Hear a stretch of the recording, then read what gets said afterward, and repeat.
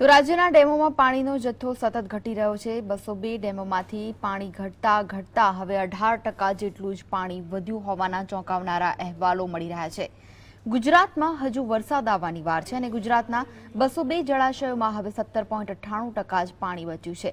છેલ્લા 21 દિવસમાં એટલે કે 6 મે થી 27 મે દરમિયાન પાણીના કુલ જથ્થામાંથી 583.98 મિલિયન ક્યુબિક મીટર જથ્થો એટલે કે 5.83 કરોડ ઘન મીટર જથ્થો ઓછો થઈ ચૂક્યો છે।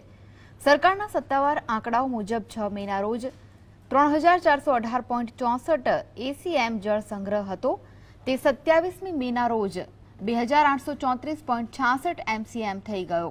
ગુજરાતના 13 ડેમમાં 19.1% અને સૌરાષ્ટ્રના 137 જળાશયોમાં માત્ર 6.10% પાણીનો સંગ્રહ છે, જેને જીવંત જથ્થો કહેવાય તેવું પ્રમાણ તો ફક્ત 4% જેટલું જ છે।